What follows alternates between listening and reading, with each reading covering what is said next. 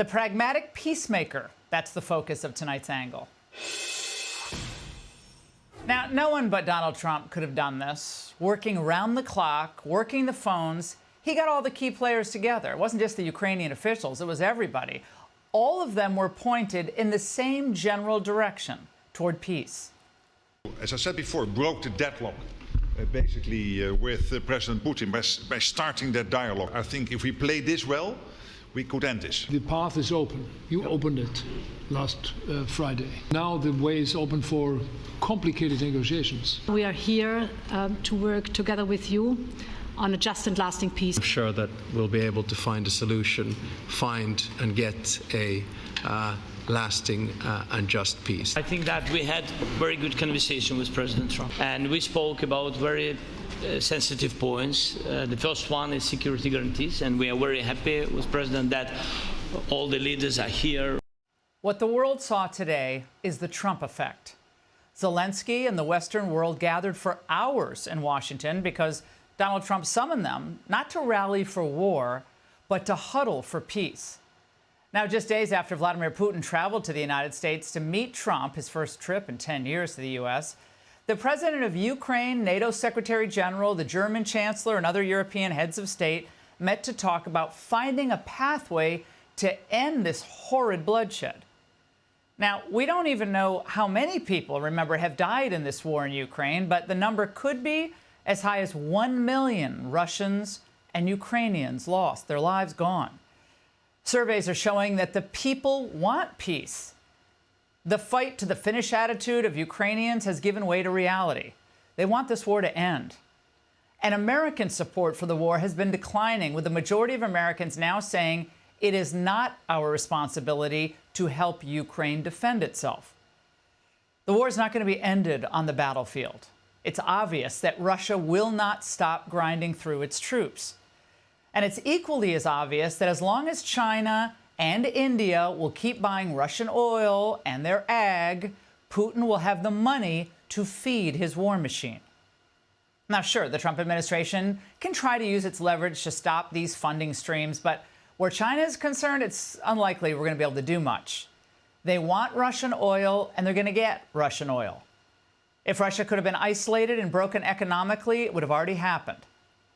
So whether you love Trump or you hate Trump, he's choosing to deal with the world as it is, not as any of us wish it would be. It's not the 1990s anymore. That world is never coming back. If the voters wanted to perpetuate the world of open borders and perpetual war, Trump wouldn't have trounced last November. Of course, though, none of this means that Donald Trump doesn't see the many pitfalls that still lie ahead. Because if Ukraine is going to agree to any kind of land swap with Russia, it's asking for a real security agreement. I think that we had very good conversation with President Trump. Very good. And it really was the best one. Maybe the best one will be in the future. But it was really good. And we spoke about very sensitive points. The first one is security guarantees, and we are very happy with President. Now, this is Europe's backyard, and Trump doesn't want Americans, though, to shoulder the lion's share of the burden. I think that the European nations are going to take a lot of the burden. We're going to help them, and we're going to make it very secure. Of course, that's not good enough for the pro-war crowd. For them, anything short of American boots on the ground is just surrendering to Vladimir Putin. For the perpetual war crowd, Trump's search for peace is not noble. It's suspicious. He wants a Nobel Peace Prize, and he wants it now.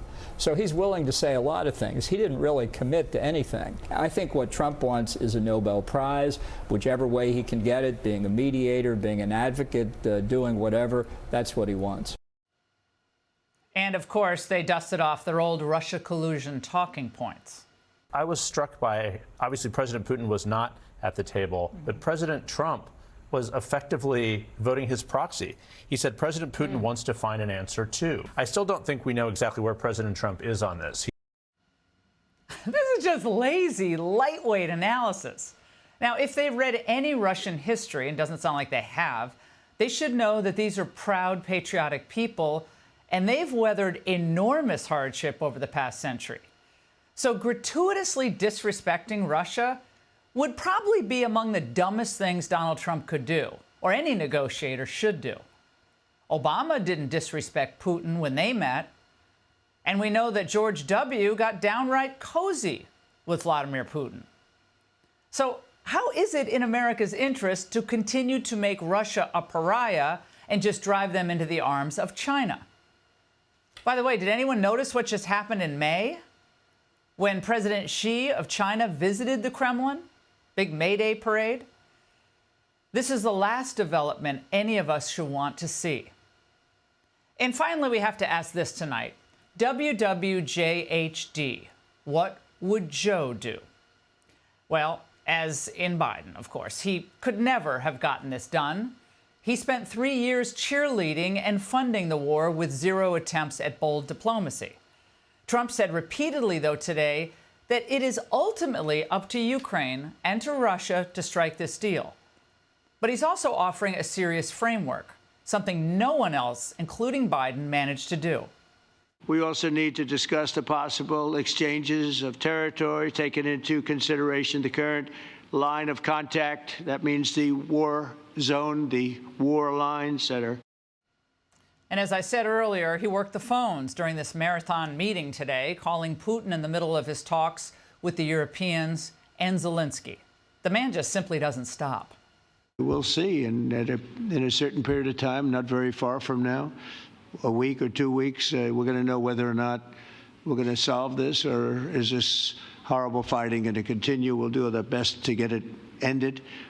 And I believe you have two willing parties, and usually that's good news, but two willing parties that want to make a deal. And we'll journey together, and we'll go over and we'll see if it can be done. Pragmatism. That's what we need. Now, that's what a peacemaker sounds like. And every patriotic American with a heart should be hoping tonight that President Trump succeeds.